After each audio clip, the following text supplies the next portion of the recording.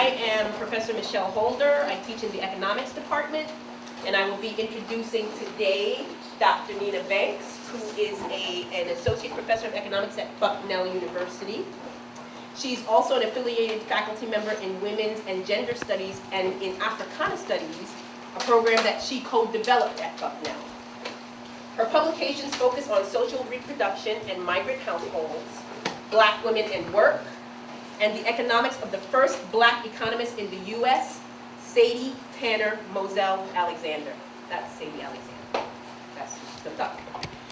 Professor Banks teaches courses on U.S. women's economic history, gender and migration, and poverty in the U.S., and she is the inaugural director of the Bucknell in Ghana Study Abroad program. She serves on the board of directors of the International Association for Feminist Economists and the National Economic Association.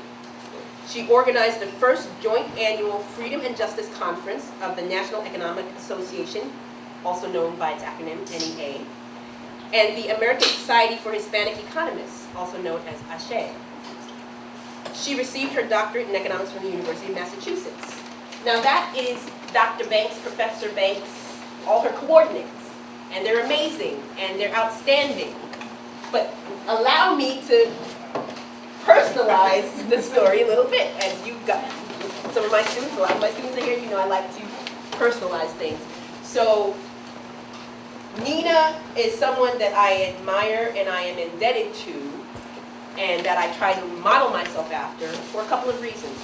First reason is I received an award a couple of years ago from the very association that one of them that she's part of, the International Association for Feminist Economists. It was called the Rhonda Williams Travel Grant, and it allowed me actually to go to Ghana, where this particular organization was holding its annual conference. And with that award came money, and without that money, I might not have gone to Ghana. So I am thankful for that, but I am more thankful that Dr. Banks played a role, an active role, in who was chosen for that award. And she obviously thought that it was appropriate to give it to me, and I've said thank you before, and I will say thank you again. Another reason that I feel very close to Dr. Banks, friend in my head, like Wendy Williams says, right? But you're like a real friend. And that is because Dr. Banks organized the inaugural meeting of the National Economic Association and the American Society for Hispanic Economists. So why is this important? Why am I mentioning this?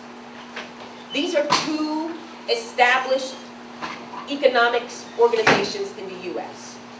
One, the National Economic Association, is primarily, but not exclusively, African American and Black economists.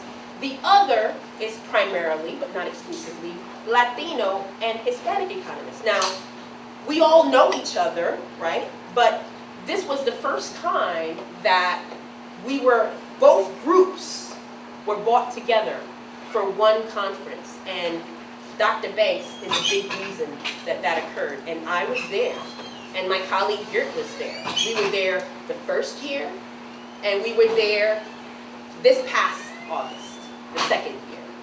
And so there's a lot about Dr. Banks that I admire, that I feel indebted to, that I feel a lot of gratitude for, and I just think she is amazing. And so she's going to give you a talk, and I want those of you who are my students, pay close attention. Those of you who are not, pay close attention, because Dr. Banks is going to drop some science on y'all, okay? And without further ado, Professor Nina Banks from Bucknell University.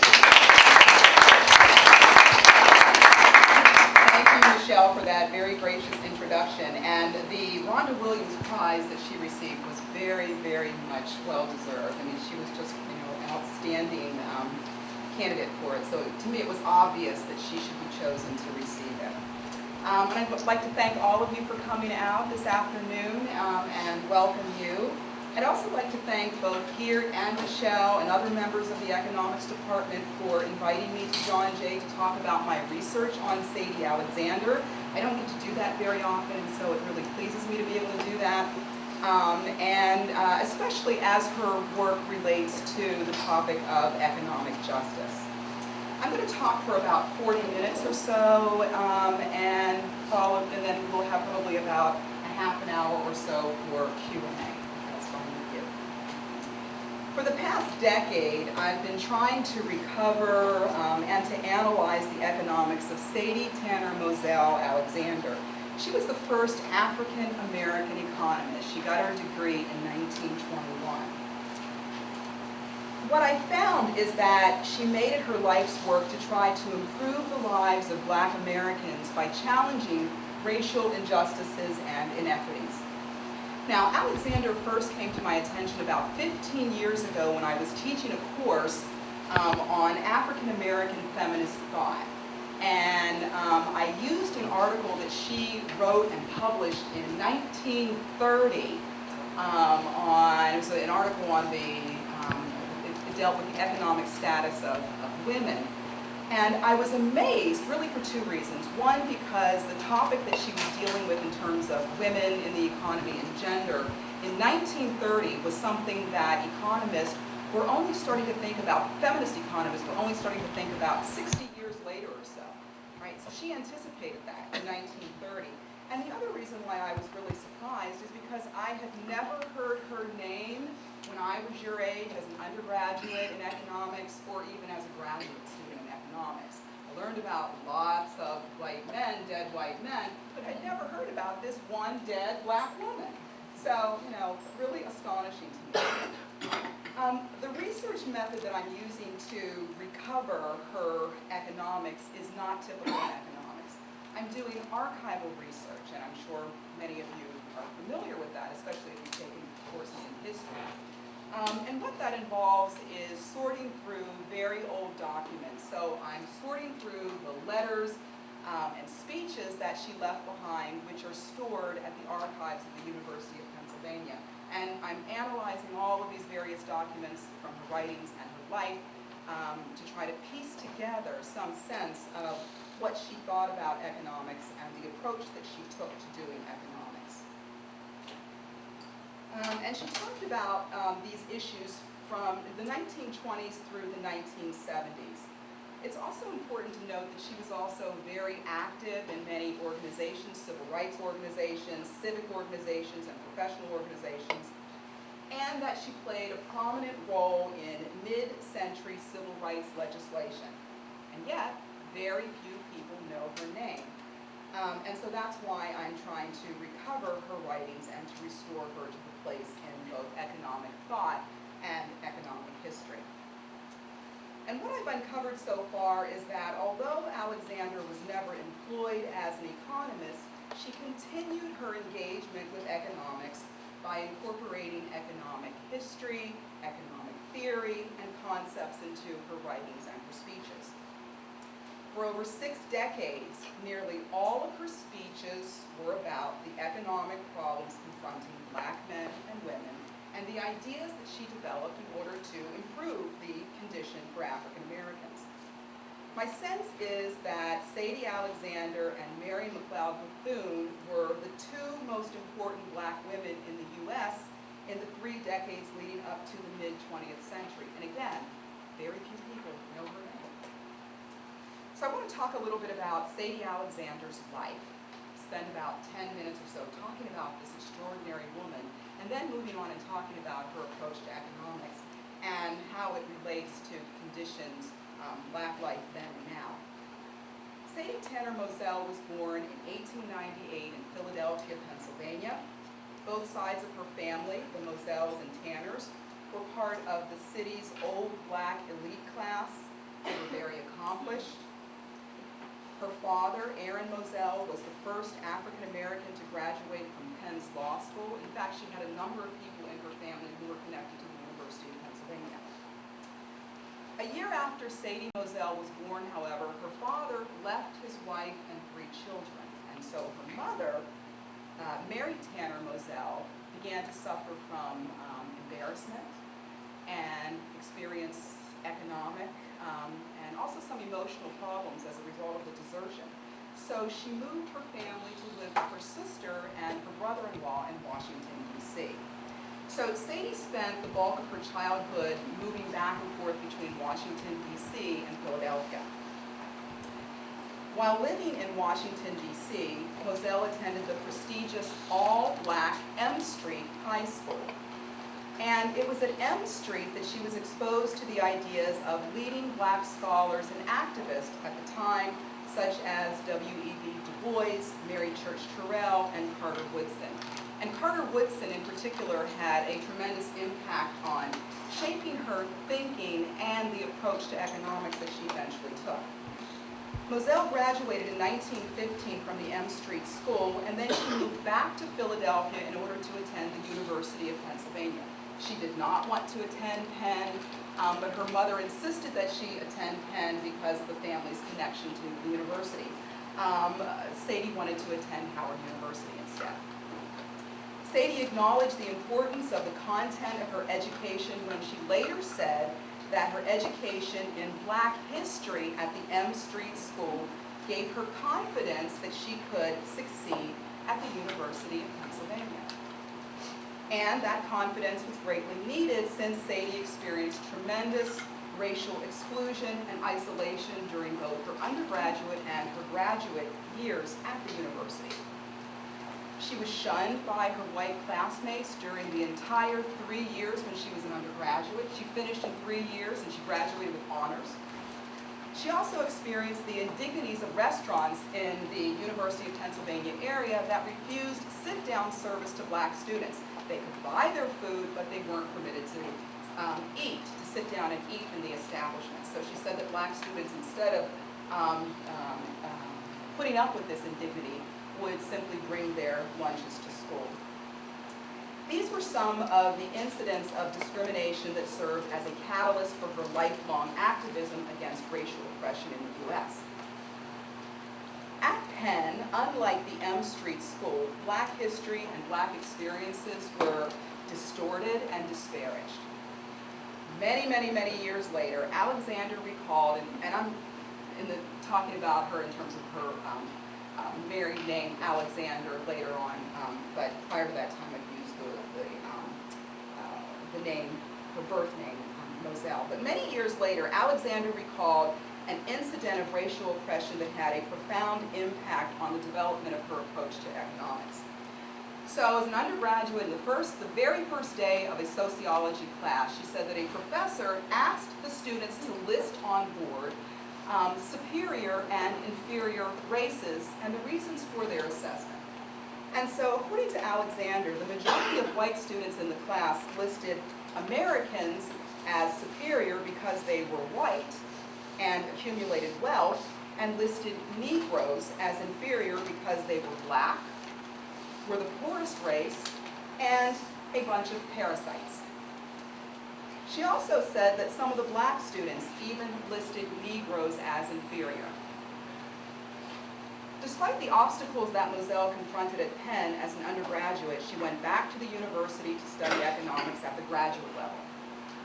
Now, she studied economics in the early 20th century when the economics curriculum was interdisciplinary, more so than it is today.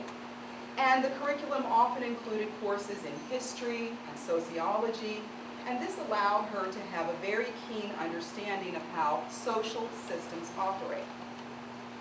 She wrote a dissertation on black migration to Philadelphia during the early years of a migration that was so large and important that it eventually altered the political and cultural landscape of the country. From World War I to the 1970s, some 8 million blacks migrated from the South to the North, Midwest, and West. In the process, they transformed the black population from being primarily rural and southern into an urban northern population, much like what we see today. During the early migration period, blacks migrated in the hopes of building better lives for themselves and their children. Black migrants wanted those things that were absent in the South: And these are things that I would argue are largely absent today. They wanted voting for many African Americans. They wanted voting rights, educational opportunities, job opportunities, higher wages, and more justice in the courts of law. They also wanted to leave behind the ever-present tyranny of white violence. They found instead that racial segregation, blocked opportunities, and racial violence re-emerged in the North. And so we see that the Great Migration led to the formation of black urban ghettos and slums as whites restricted black occupational and residential mobility. So in 1919, Sadie Moselle went into communities where migrants lived in Philadelphia and she interviewed them. In other words, she conducted field research for her study of migrants, and this enabled her to have a very rich empirical analysis that was based on published data as well as on personal interviews that she conducted by going into homes and businesses. Moselle's dissertation was an attempt to determine the degree to which Southern migrants were able to adapt to life in the city, since she reasoned that if migrants were able to earn a fair standard of living, it meant that they were able to adapt. Now, by a fair standard of living, she was talking about what we would refer to as a living wage. In other words, if migrants were able to earn a wage that allowed them to subsist without relying on supports from anyone else, then they could adapt. And she found that the majority of families were in fact able to earn enough to cover their expenses, and she regarded this as an indication of their ability to adapt to the industrial economy. In other words, and this is very important, right, in the early part of the migration period, where all these black migrants are moving to the north and there are a lot of fears. So her analysis helped to lay to rest the concern by both white and black Philadelphians who had been living there that black Southern migrants would become dependent on the city for support. In 1921, Sadie Moselle obtained a doctorate degree in economics. This was a milestone that she was able to achieve along with two other African American women, and when they achieved this, they became the first African American women to obtain the doctorate degree. And again, keep in mind, she was not only the first African American woman to obtain a doctorate, but the first African American to get a doctorate in economics. When Alexander obtained her doctorate in economics, she became part of a small group of women economists in the U.S. At the time, women were about 20% of economists in the U.S., but this number decreased to just about 7% by around 1940, which indicates for some reason, we're not sure why, but for some reason it became more difficult for women to obtain that degree. The percentage of women in the profession didn't rebound until the 1970s when it began to approach 30%. The early women economists faced a great deal of difficulties in pursuit of careers in economics. These difficulties included getting admission into graduate schools, financing graduate programs, employment after graduate school, family life considerations, as well as publishing. In other words, with respect to publishing, even though women had broad interest and fields, they tended to be published more narrowly in the area of women's concerns. Most fellowships were also awarded to men during graduate school, and most women could only obtain jobs at women's colleges after graduation. Only about 20% of the faculty at co-ed schools were women, and most of those women were employed as adjuncts rather than as regular professors. And of course, at that time, women felt the pressure to quit jobs because of marriage. So Sadie Alexander confronted all of these obstacles, but she also confronted the obstacle of race. No one would hire her as an economist, even though she had support and recommendations from all of her professors. In 1923, instead, she was hired by the largest black insurance company in the country, North Carolina Mutual Life, which was located in Durham, North Carolina. She relocated to the South, was not a fan of moving to the South. In fact, she felt embarrassed at having to move to the South in order to get a job. She worked for that company as an assistant actuary for 2 years. Then she married Raymond Alexander, who had been her college boyfriend at Penn after he graduated from Harvard Law School. Harvard Law School, by the way, did not admit women at the time. They admitted black men, they didn't admit any group of women. And so she returned to Philadelphia to live with him. Sadie Alexander stated that after she and Raymond married in 1923, that it was impossible to find a job in Philadelphia with a doctorate degree, even as a high school teacher. Right? Obviously overqualified with the doctorate degree. She couldn't get a job as a high school teacher since blacks were not hired at that level, but were only hired at the level of elementary school teachers. So she therefore spent a year at home in domesticity and said that she almost lost her mind. During that long year at home, Alexander decided that she would attend law school at Penn, and she viewed law as a means for increasing opportunities for blacks. So no, she went to law school not in terms of personal fulfillment or to make money. She went to law school in order to challenge racism. While in law school, Alexander continued to encounter racial discrimination through exclusion from study groups. And for those of you who know something about law, you know that it's very important to be a part of a study group when you're in law school. And by the way, this exclusion was at the direction of the law school dean. So she had to study on her own by using her husband's law school notes. And so in 1927, she became the first black woman to graduate from the law school and to pass the bar exam in Pennsylvania. Okay, so now she has a doctorate degree and a law degree. She was one of the most highly educated people of any race or gender within the United States, or the world for that matter. And again, she faced racial and gender discrimination in hiring. No law firm in the Philadelphia area would hire this extraordinary woman. And so Raymond Alexander, her husband, hired her to work in his law firm, even though two black male partners initially objected to hiring her into the law firm. The Alexander law firm became one of the first husband-wife legal teams. And it's also a significant legal team because it was very diligent in trying to fight against racial oppression in the United States, especially throughout the state of Pennsylvania. So after she was hired by Raymond Alexander, she was also hired to work as an assistant city solicitor in Philadelphia in 1928, and she worked in that capacity for 8 years. As I said, the Alexander law firm was well regarded, and they were active, very active in fighting against desegregation in Pennsylvania. She and her husband and other members of the legal team would send in testers to go to establishments that were discriminating on the basis of race, and then once they found that there was discrimination, they would file suit. Most of the published research on Sadie Alexander has focused on her life as a lawyer and as a black woman professional. My research of her unpublished writings and speeches from the 20s through the 70s, as I said, reveals that Alexander had a lifelong engagement with the economic concerns of African Americans.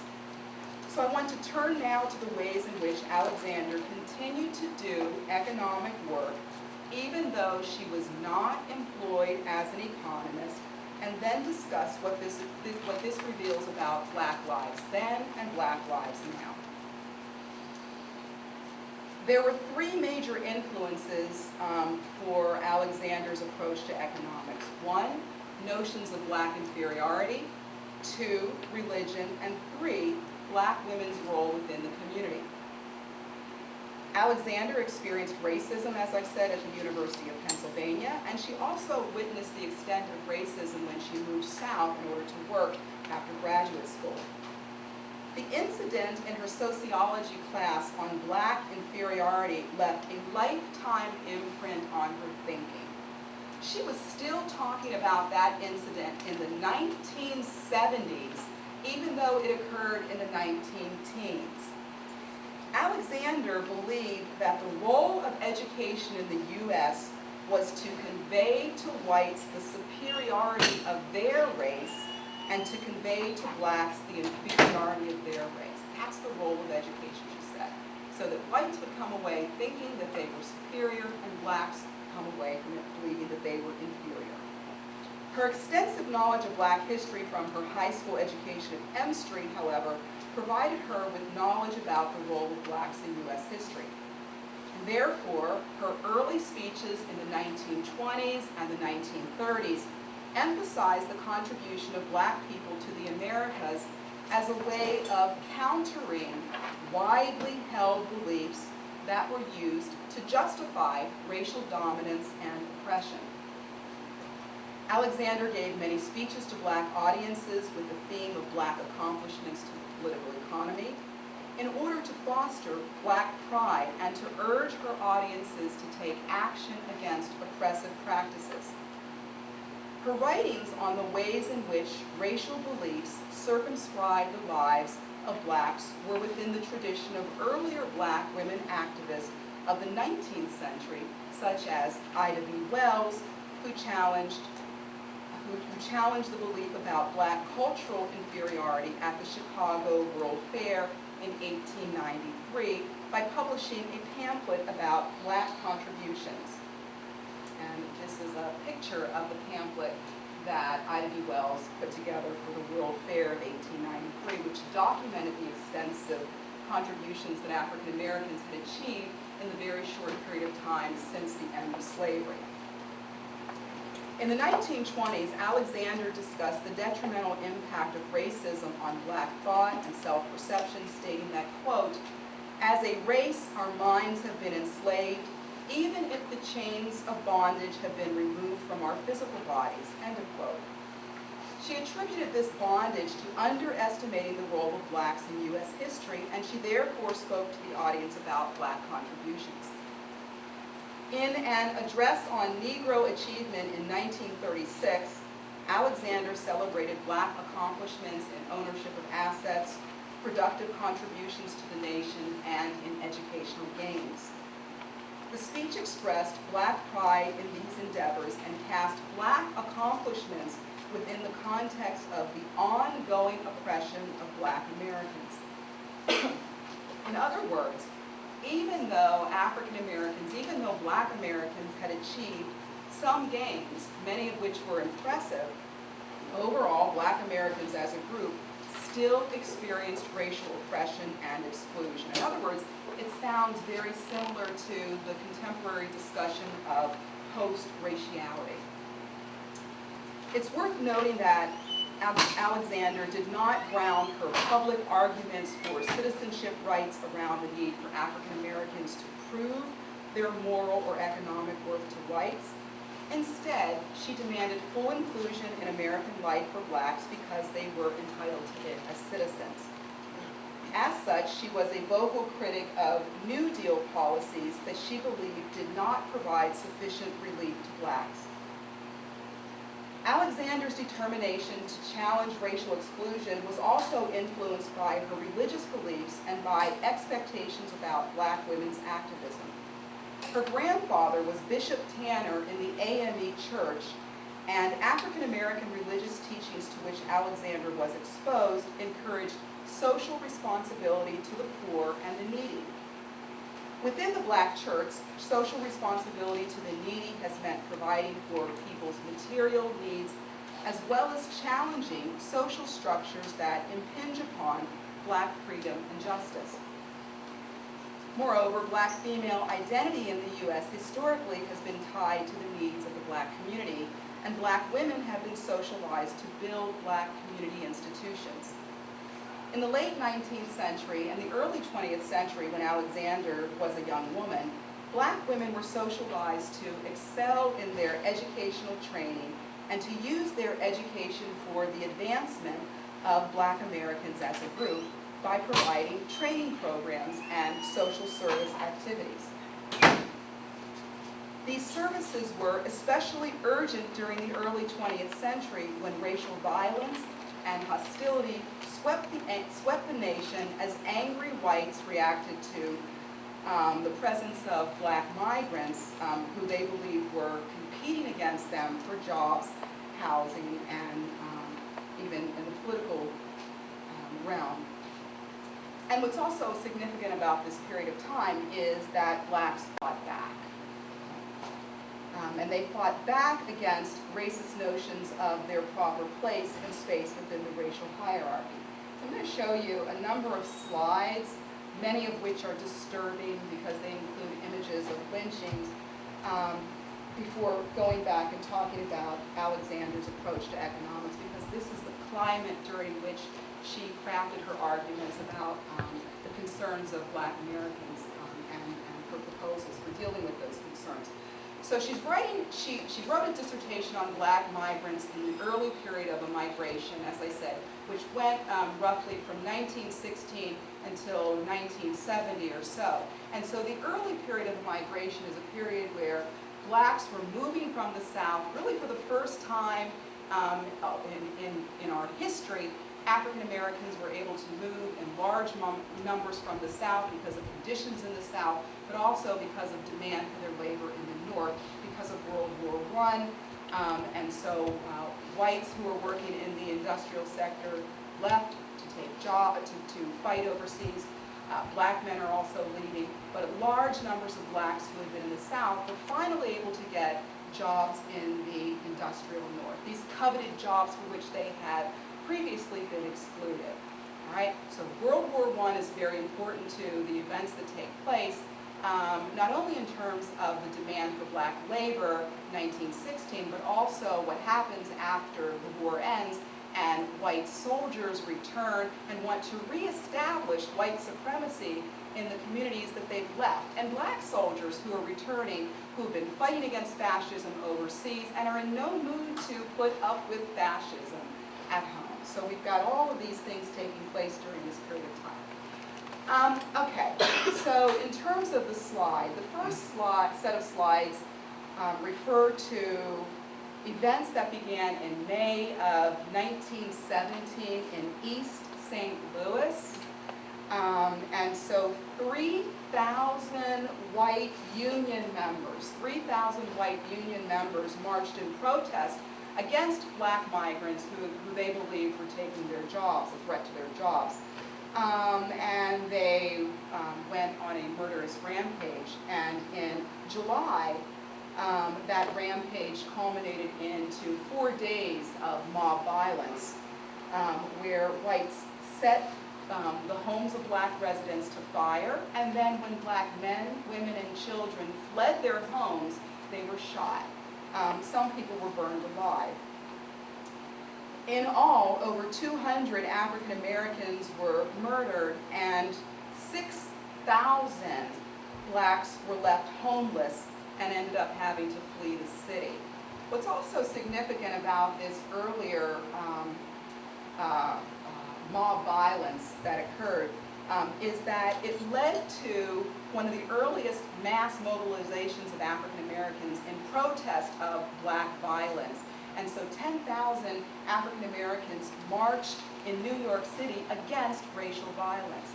So the events that we've been thinking about over the last year in terms of the death and police brutality in Ferguson and mass mobilization of blacks around racial violence against the black community, these things happened 100 years ago. It's a scene of mob violence from East St. Louis. Okay, 1919 is also significant because in 1919, again, we're talking about the end of World War II, soldiers returning from the war, and so racial violence explodes in the summer of 1919, and so it's been referred to as the Red Summer because there were so many racial clashes during that period of time. Over 25 race riots as whites went into black communities, burned them down, and attacked people who were living there.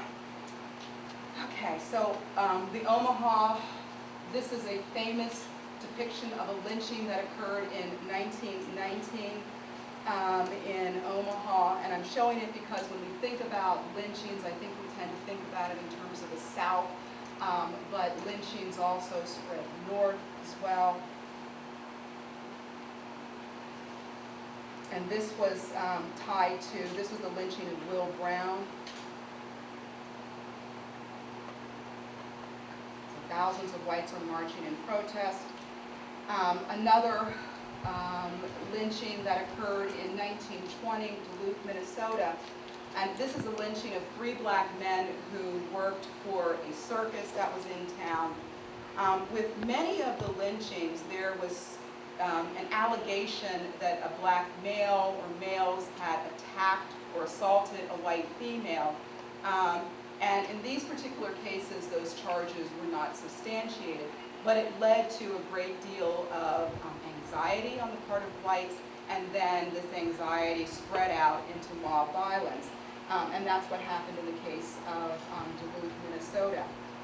And you should also keep in mind that when we see images of lynchings, that these are photographs that were taken by lynchers to commemorate the event. So they took photographs of lynchings, and schools would let kids out so that they could come in and watch black people getting lynched. They took photographs in order to commemorate the event, and then would send these postcards out. So what we observe today are images that were captured by lynchers. And then the last set of slides are from racial events, mob violence that occurred in Tulsa, Oklahoma in 1921. There was a very prosperous black community. We refer to it as the Black Wall Street in the Greenwood district.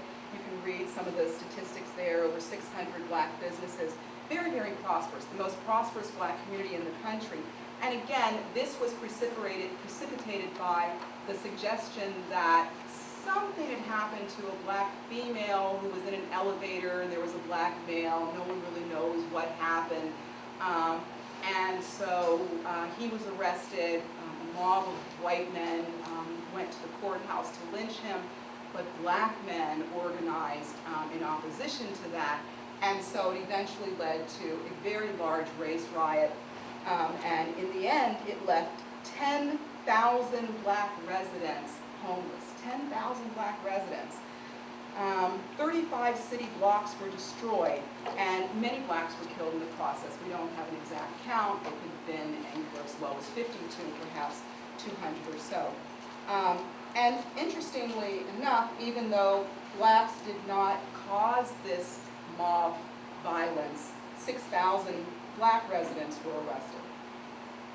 So this is a depiction of the Greenwood district, a portion of it at least, prior to the race riots in Tulsa in 1921, and this is what it looked like after it was burned down. And it was never rebuilt, by the way, and people who were victimized as a result of this horrific violence were never compensated.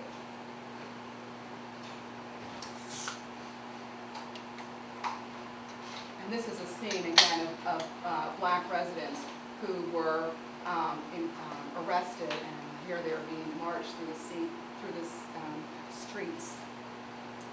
So, Sadie Alexander's approach to economics emerged out of her sense of having social responsibility for addressing the needs and the concerns of the black community. And like the earlier generation of black women activists, Alexander believed that black women had a primary role to play in promoting the interest of black Americans through organizational protest and by holding positions of leadership within black religious and civic organizations. Towards this end, Alexander identified unemployment and the denial of citizenship rights, such as voting rights, as the primary problems that were confronting the black community. Alexander spoke on these issues, again, unemployment, to nearly every audience that she addressed from the 20s through the 70s. Nearly all of her speeches were economic in content, and much of her economic analysis was practical rather than theoretical. She used economic analysis as a way to inform the black community about structural factors that affected their lives. She explained economic ideas and discussed the economic and political implications of policies and practices on the black community. So, for example, she talked about the importance of cooperative buying, keeping the money central to black communities. And she gave examples of a cooperative, for example, in Indiana, that used its resources to establish a credit union, which then lent money to members. Alexander's objective was to encourage the black community to take action against oppressive practices, ideas, and institutions. Feminist scholars refer to this as liberatory knowledge, since it entails developing and disseminating knowledge for the purpose of liberation. And that's what Alexander's speeches attempted to do, to provide liberatory knowledge. Moreover, Alexander's challenge to racial oppression was within a black radical or activist tradition. She linked arguments for political freedom and equality to the provision of jobs and other necessities of life. In other words, she believed that in order for people to fully participate and exercise rights of citizenship, they need to have access to economic resources. Now, although she did not embrace socialism, as her ideas evolved over time, they became consistent with radical ideas for economic justice. By economic justice, I'm referring to redistributive policies that are used to combat low wages and poverty and unemployment. And I also want to note that economic justice and racial justice are linked. Historically, racial antagonisms and conflict in the U.S. have been correlated with the state of the economy. In other words, when jobs have been scarce, competition over them has typically been accompanied by heightened racial animosity. So proponents of racial justice argue that racial justice is tied to the provision of economic justice for all working class Americans. Right, so the key point then is that racial justice is linked to economic justice, but racial justice is not reducible to economic justice. And this is a point that Bernie Sanders, I believe, learned recently to his credit as a result of having his rally disrupted by Black Lives Matter activists. So, by the 1940s, Alexander's analysis of black oppression began to focus on social class position and the need for interracial working class alliances against capitalist exploitation. She argued in favor of a racially unified working class that would bargain with capital over wages. By the end of World War II, her ideas were fully in sync with notions of economic justice. She began to demand full employment for the nation's labor force. She framed full employment as a right of citizenship, that all people who wanted to work should have the right to work. She reasoned that racial animosity was tied to job competition over limited jobs, and that full employment would lessen racial discrimination in gaining access to industrial jobs. Now, to the question of how could the economy generate the jobs that would be necessary in order to achieve post-war full employment, Alexander outlined a program for job creation that would redistribute national income as a way to finance the additional jobs that would be needed in order to fully employ the labor force. She believed that jobs could be created by government to deal with pressing social needs. Quote, public works, programs to clear slums, provide electricity for every farm, and reduce illiteracy, end of quote. So the two slides that I'm showing here are taken from the 1940s when she talked about the need for public work programs to deal with social problems. And this is an image from the urban slum, and the next is an image of rural poverty. She also supported the need for increased worker pay and benefits through redistribution of national income. It is worth noting that although Alexander did not work as a professional economist, the speeches that I have been examining continue to make use of her training as an economist, and she applied these analytic skills to her assessment of economic issues affecting Black Americans. She was well aware of the importance of popularizing economics. In other words, explaining economic processes in straightforward language as a way to minimize racial conflict and scapegoating. In a speech that she gave in Detroit in 1939, she explained ways in which macroeconomic policies affect both dominant and subordinate groups. And she warned that, quote, the cause of economic insecurity and how it can be overcome must be made clear to all classes of the public in language that each can understand in order that America may await the orderly solution of the problem and not in despair turn over its freedom in exchange for the vain promises of a self-proclaimed Messiah.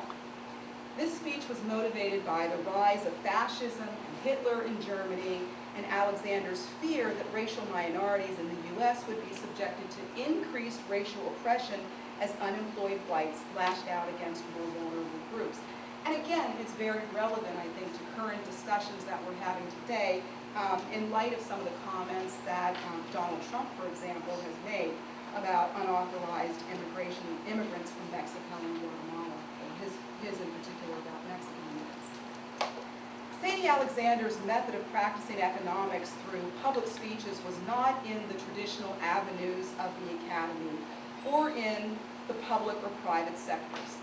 Historian Francine Ruchon Wilson says that because Alexander and other early black women social scientists were not employed in traditional settings for social scientists, the pioneering work of these women took places in locations that lacked the authority and the stature of their counterparts who held jobs either in government or within the academy. And yet I believe that by popularizing economic ideas, that Alexander was able to transcend some of these limitations by engaging the black community in a process of understanding the social realities that affected their lives. Her pragmatic approach to economics attempted to provide the black community with the economic knowledge they needed to make sense of and especially to challenge oppressive practices. Alexander's vision of economic justice remains relevant to improving the position of African Americans in the U.S. political economy. Significant economic disparities between blacks and whites in the U.S. have continued in the post-civil rights era. Black unemployment rates have consistently been more than double white unemployment rates. Black poverty rates are also over twice as high as white poverty rates, and over a third of black children live in poverty. The gap in earnings and wealth between blacks and whites in the U.S. has persisted. Black median income is just 60% of white median income, and the median wealth of non-Hispanic white households is 13 times as greater than the net worth of black households. Social scientists view wealth as an important indicator of the cumulative effects of racial advantages for whites and racial disadvantages for blacks and other despised racial and ethnic groups in the United States, and that would include, of course, Native populations, Mexican Americans, and Puerto Ricans. In fact, the racial wealth gap is the primary means by which racial inequality is passed down from one generation to the next. Wealth possession, as you know, affects life chances. Past practices and policies that disadvantage blacks relative to whites continue to affect the status of blacks today, regardless of their level of education and income. And so the pursuit of social justice means addressing the legacy of these policies. Additionally, the mass incarceration of black, Latino, and Native communities since the war on drugs began in the 1980s illustrates an important way in which the freedoms and rights of subordinate racial ethnic groups have been diminished during an era of economic insecurity. Alexander's policy recommendations to safeguard their rights through livable wages, public sector job creation, and redistributive policies that combat poverty remain both relevant and urgent. I would also add that it is not difficult to connect the dots between lynchings and mass incarceration as methods for controlling and suppressing African Americans. Moreover, the ideas that Alexander challenged as far back as her dissertation, which was approximately 100 years ago, have now become dominant understandings of black behavior since that time. African Americans who live in low-income urban areas are viewed as prone to violence and criminality and self-destructive behavior because of the presumption of deficient cultural values and family dysfunction. We hear these explanations in the nation's callous attitude towards blacks who live in areas of concentrated poverty and in justifications that are made for police brutality. And finally, the takeaway for those of us who are interested in social science research and in economics in particular, I think that there are several things worth considering based on Sadie Alexander's educational training and her approach to economics. One is interdisciplinarity. Economics would be a much better social science if it had a greater degree of engagement with historical analysis, sociology, and other disciplines, including the arts. Two, we need better tools of analysis. Now, I don't have anything against abstract analysis that is based on model building. Some of my best friends do it, as a matter of fact. But it can't be the primary method of doing economic analysis. If we want to know how the economy operates and how people behave within institutions, then we need to talk to people and to observe them, as Sadie Alexander did in her field research. And we need to do so without always employing simplifying assumptions that tie the analysis to theories that have already been put into place. Three, accessibility. In other words, using a variety of methods of analysis besides quantitative analysis will enable the discipline to become more accessible to a wider group of people besides mathematicians and engineers, and this will likely lead to better thinking and research. And lastly, the importance of using our tools of analysis to address problems and pressing social needs. Rethinking economics means that, like Sadie Alexander, we may not always get the education we want, but sometimes it's just the education or the miseducation that we need as an inducement to think more critically about beliefs and the role of those ideas in normalizing and justifying systems of oppression. And then we use our liberatory knowledge as a basis for activism. Thank you.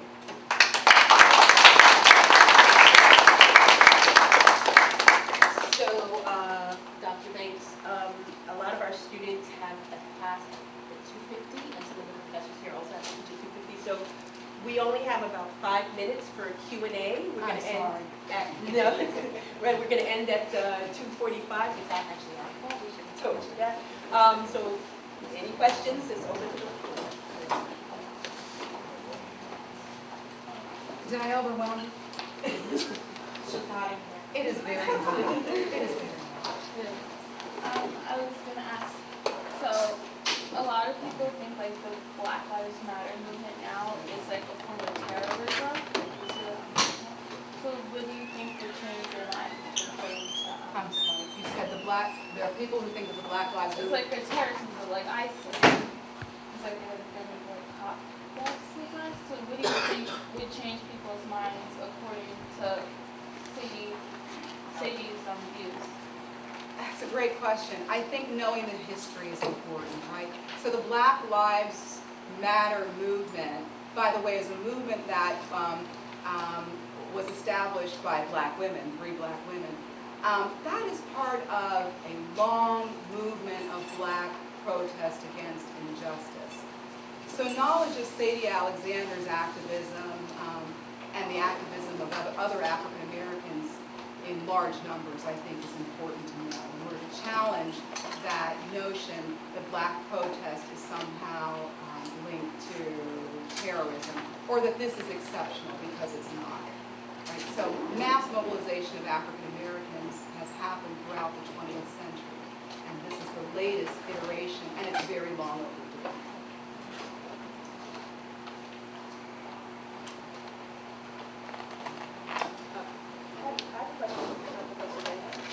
You go.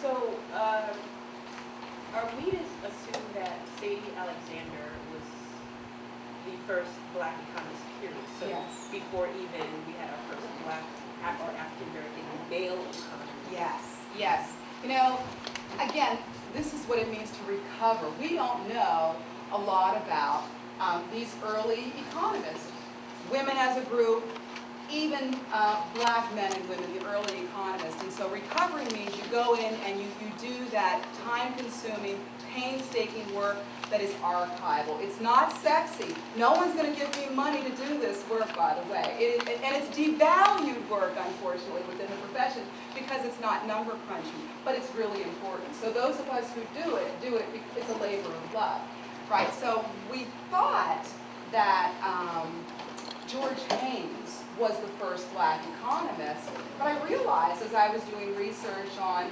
Sadie Alexander that he was a sociologist.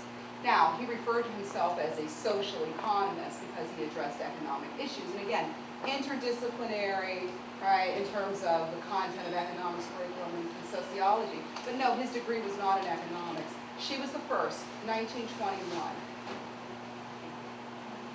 And for at least a dozen years, she was the only black woman who was in the social sciences and had a doctorate degree. Ian.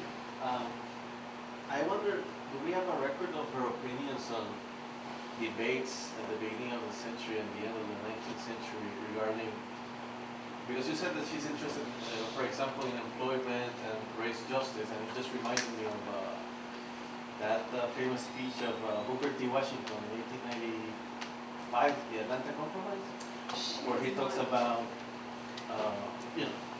So she's born in 1898, right? So it's after, that occurred before she was born. What's interesting about her ideas, though, is that they really evolve over time. She's someone who grew up with a lot of class privilege, social class privilege. And so early on, when she started to do her dissertation research, you got that impression from her observations of black migrants to some extent. So she's observing that through the prism of her social class position. Some of her early speeches, I think, incorporated Washington's emphasis on self-help and self-reliance. But as the economy changes over time, her ideas also changed to reflect those changes. She was giving speeches across the country for a long period of time. She was very much in demand. So early on, she's talking about the need for black self-help and improvement. And by the 1960s, she's talking about the need for really revolutionary change, a restructuring of our entire economy. So yes, I haven't read anything that references that earlier discussion, but certainly there's an indication that she embraced some of Washington's ideas early on, but then moves away from it. And she's very much in favor of activism, that black people have to agitate for change. So early on, she thinks that white legislators need to be responsive to blacks, and then after a while, she's saying we need to vote, we need to elect black people into office, and we need to protest, and black and white workers need to band together against capitalism. And then she's advocating for full employment, which is of course a notion that is consistent with economic justice. And it wasn't the way that most mainstream economists understand full employment that allows for a fairly large amount of people who are without jobs. She really meant unemployed. Everybody who wants to have a job should have a right. Yeah, hi. Earlier you mentioned that she didn't believe in socialism. And I'm just wondering how things would be incongruent if you saw ideas of economic justice, all right? So, I don't know if you want to expand on that. Well, yes. It's a great question because everything that I've read, and she has, she's spoken negatively about socialism, and, references to socialism as something that's negative. And she supported capitalism. Early on, when she talked about redistribution, she also talked about the need to redistribute resources in favor of businesses, for example. Then she moves away from that in terms of some of her discussions about the emphasis that she placed on workers rather than capital. But she was never someone who embraced socialism. in terms of her arguments. She was always someone who was pro-labor, pro-working class alliances, but in support of a better form of capitalism. So unless there are any more burning questions, I think we should give Professor Banks a great